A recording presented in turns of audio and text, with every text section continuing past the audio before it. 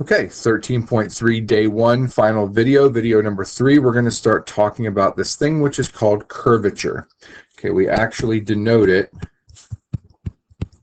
as a K of T. Okay, so the curvature is actually defined to be the change in the unit tangent vector per unit of arc length.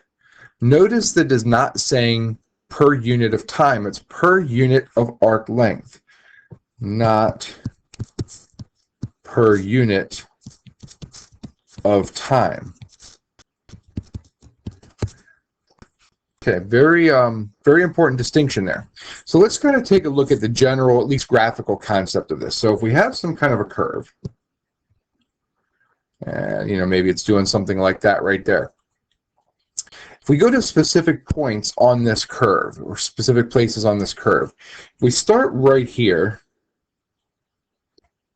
and we were to draw a unit tangent vector to that curve. Unit tangent vector meaning length of 1, and then a tangent vector to the curve. Remember, the tangent vector is going to be, well, it's going to be tangent to the curve. Something like that right there looks like the tangent vector is going to have a minimal amount of curvature. There's not a lot of curving to this specific space curve. It's going to have a minimal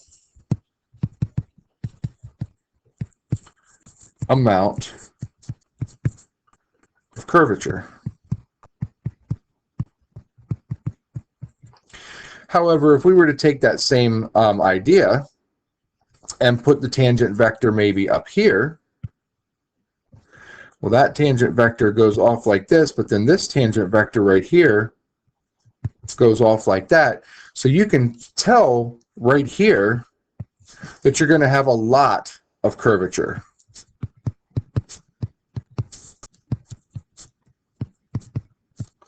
And you, like I said, this is more of a visual. You can just kind of see that that is curving pretty drastically right there. So it's how much is the tangent vector changing per unit of arc length. So per the actual length of the curve itself. How much is the tangent vector changing per unit of arc length? Because again, right down here at the bottom, if I go right here, that's not a huge change in the tangent vector. The curvature is going to be minimal, but when I go up to something where you can clearly see this thing is bending pretty far, there's a pretty drastic change in your tangent vector. One of them definitely looks like it's going more up, and the other one looks like it's coming more down. So there's a definite change there. Okay, so how are we going to define this? First of all, let's go ahead and write the actual formula for our curvature. So curvature is defined to be the change of the tangent vector over the change of the arc length. And we're actually going to go ahead and give it a magnitude because the curvature is something which is going to be positive. All right, so T of T is defined to be the unit tangent vector.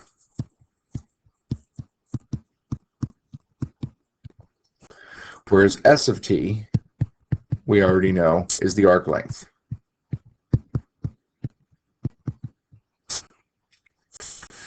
All right, so again, this is the change in the unit tangent vector. Change in the unit tangent vector. And then this one is the change of the arc length.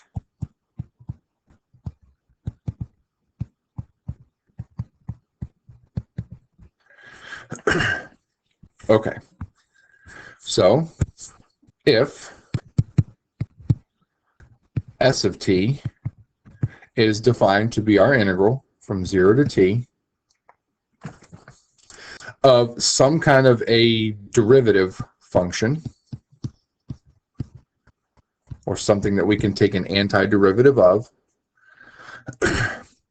the magnitude of that r prime of t, because that's what we are taking. Remember, when you take the arc length, it is the square root of all of the derivatives squared added together. That's the same thing as the magnitude of the derivatives.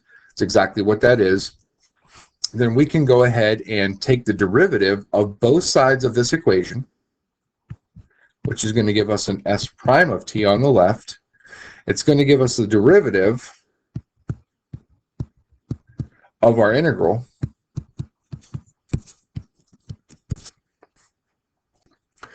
and because both of the variables are t, all you're going to get here is that s prime of t, since I am taking the derivative of an integral, all the variables are t, you're just going to get what you were taking the integral of, which is the magnitude of r prime of t. So since I know that s prime of t equals the magnitude of r prime of t, and s prime of t is the same thing as ds, that is the change of the arc length, I can replace that in our curvature formula, which is the magnitude of, well, the change of the tangent vector is going to be the tangent vector prime, so t prime of t, over, oops, too many pieces there, should be r prime of t, because magnitude of r prime of t is s prime of t, which is the change in the arc length. So it's just a different way to write it. This right here is going to be our curvature formula that we're going to use. All right, so let's go ahead and do an example. We want to take the function a cosine t, a sine t, and z equals 0, and find the curvature. If you think about that, since z is 0, there's no height to this thing, and a cosine t, a sine t is really just going to be a circle with a radius of a. So that's what we have here. We have a circle, radius a. So if you think about that, draw a circle with a radius of a, we'll just call that a radius of a, you would think that anywhere on this circle, the curvature should be the same, because the change in the tangent vector over the change of the arc length, since the arc length is changing at a constant rate, and the tangent vectors are always going to be changing by the same amount as it goes around the circle, you would expect this to be constant. Now, what we should also expect is that as we increase a, as we make a bigger, well, now you've got more of a larger circle. So as you start to traverse that circle, you would expect that the tangent vector is going to increase by a slightly smaller amount as it goes around. It should still be constant, but the k value, or the curvature, should decrease. If you think about it this way, if you were to stand on a ball, like I don't know, like a soccer ball or something, that was suspended in midair somehow, and try to walk around it, it would actually be kind of tough to do. If, however, you were to stand on the earth, which we do, and you start to try and walk around it, your curvature does not feel nearly as much, because it almost feels like you're walking on a flat surface. So the larger the circle, the less the curvature should be, but it should be constant. So we should expect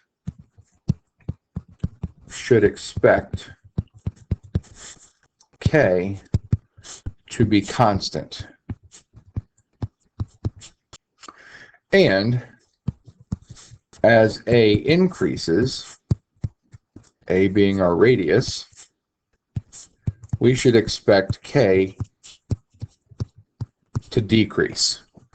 All right, we'll actually be able to take a look at that and see if that makes any sense. So let's go ahead and find the curvature of this circle. So we have a formula now. Our curvature is going to be the magnitude of t prime of t divided by the magnitude of r prime of t. So we need to find two things. We need to find t prime of t. We need to find r prime of t.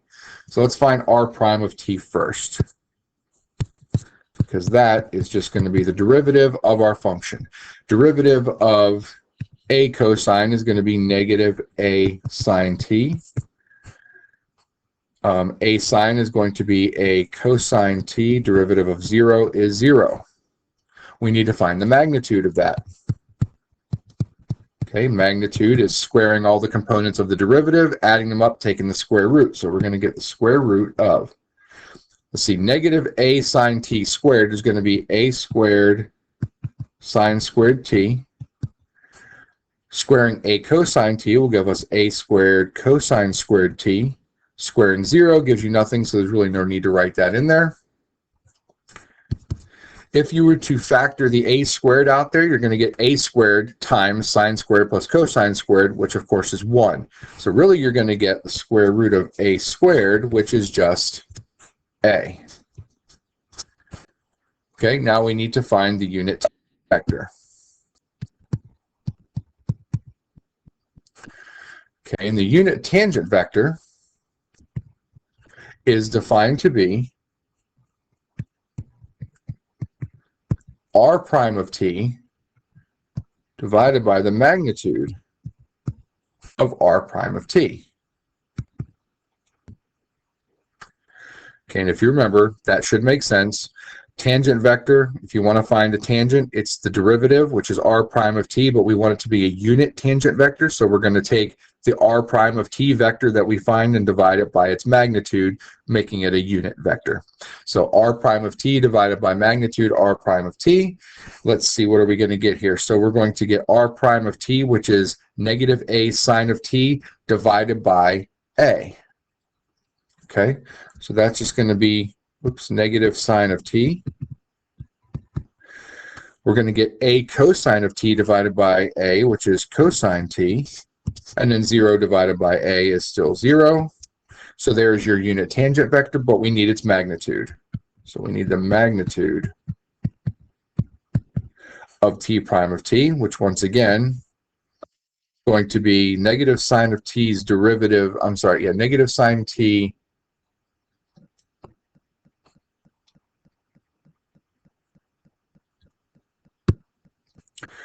wait a minute, I skipped a step. I knew something was wrong there. I don't need the magnitude yet because I need to find t prime of t. So I got to do t prime of t first, then I can find its magnitude. So the derivative is going to be the derivative of negative sine is negative cosine t. Derivative of cosine is negative sine t, 0. Now I can find the magnitude. So we're going to find the magnitude of t prime of t, which is going to be square root. Ironically, this would have worked out the same way, just would have mistakenly done the wrong step first. Squaring negative cosine of t is going to give you cosine squared t. Squaring negative sine of t is going to give you sine squared t. And then squaring 0 still gives you 0. So we get cosine squared plus sine squared, which is 1. Square root of 1 is still 1. So our curvature, after all that, is the magnitude of t prime of t, which is 1, divided by the magnitude of r prime of t, which is a. So what we definitely have is that if a is, I don't know, maybe the radius is 2, you get a half. Maybe the radius is 10, you get a tenth. Obviously, a tenth is smaller than a half. So as the radius increases, these things are inversely proportional. So as the radius increases, the curvature is going to decrease, and vice versa. So now what happens if the radius is 0? Well, technically that means you don't have a point. I mean, you don't have a circle. If a is 0, you actually have an infinite curvature. K of t is infinite. Kind of an interesting concept there. You can think of it more in terms of limits if you want to. As the value of a approaches 0, or those circles get extremely small, your curvature is going to get so extremely large, you can't even fathom how much of a curvature you really have, how much that change of the unit tangent vector is going to be over the arc length, since the arc length is so small. So it's basically going to be an infinite curvature as a gets closer and closer to 0. Okay, let's go ahead and do one more, at least. So on example 3, we just want to show that the curvature of a line is 0.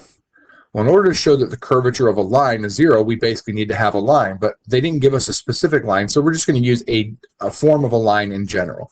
So once again, we're going to write down our formula. Curvature is magnitude, made that too long, magnitude t prime of t divided by magnitude r prime of t. So we got to define some kind of r of t here. Well, we want it to be a line. So we know that a line is going to have an x, y, and a z component written in 3 dimensions. So we're going to have some kind of an initial x position plus some kind of a slope times t. We'll have an initial y position plus some kind of a slope times t, and an initial z position plus a slope times t. And I used a, b, and c for the slope because that's typical for what we do for our line. So r prime of t is the derivative of all those, which is just going to be a, b, c, taking the derivative. Because remember, x naught, y naught, and z naught are just constants. A, b, and c are constants. Those are your slopes, and then t, of course, is your variable. So now we need to take the magnitude of r prime of t, which is just going to be the square root of a squared plus b squared plus c squared. Then we need to find t of t. So let's find t of t, which again is defined to be r prime of t divided by magnitude r prime t. So instead of dividing each piece by that square root, I'm going to write 1 over the square root out in the front times my vector ABC. You could have distributed it through and done A over, B over, C over, but I just think it's easier in this case.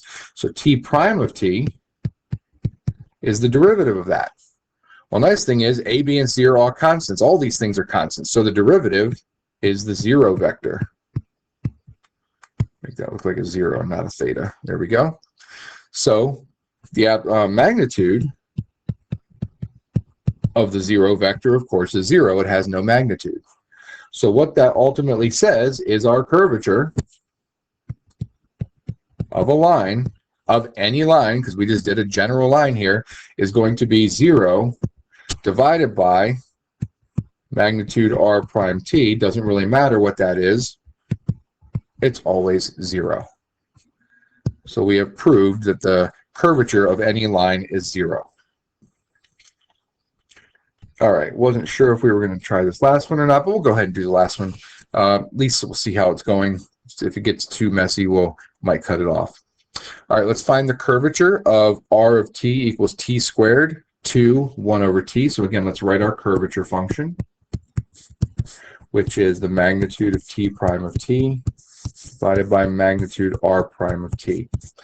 I always find r prime first because you kind of need that one in order to find t prime of t. So we're going to go ahead and find r prime of t, which is going to be 2t, 0.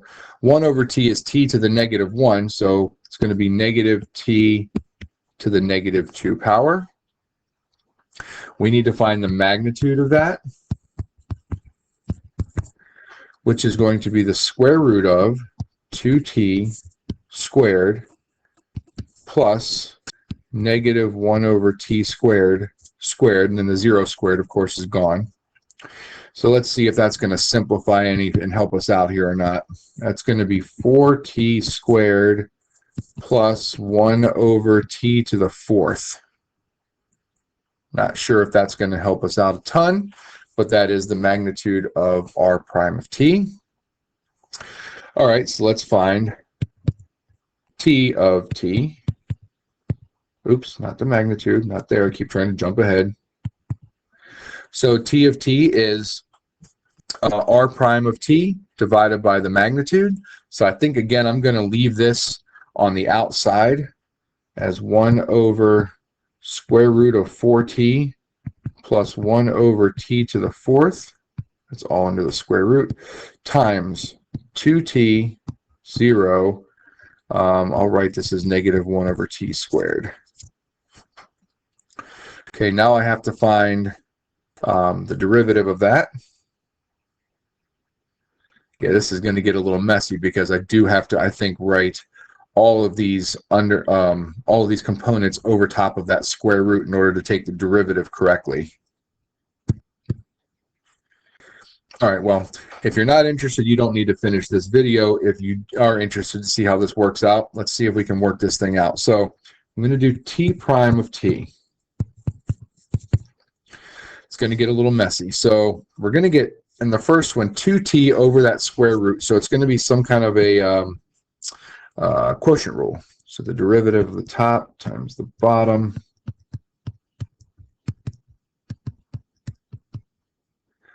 minus the derivative of the bottom, which is going to be a messy chain rule here. 1/2 4t squared plus 1 over t to the 4th to the negative 1/2 power times the derivative of the inside, which is 8t. Oh, t to the negative 4th is going to be negative 4t to the negative 5th times the top, which is 2t. I can tell you right now, I'm not going to finish this one out. This is just getting way too messy. 4t squared plus 1 over t to the 4th squared. That's just the first component. Fortunately, the derivative of the second one is 0. But then we're going to have to do another, well, I guess technically that bottom one doesn't, the last one doesn't have to be a quotient rule, but I'm not going to finish this one out. But then you would obviously have to take the magnitude, which is going to be even messier, of all this stuff, and then figure that out. So I'm going to leave this one alone for now. I might end up finishing it at some point, but I think the video is going to be way too long if I do that right now. All right, that should be good enough.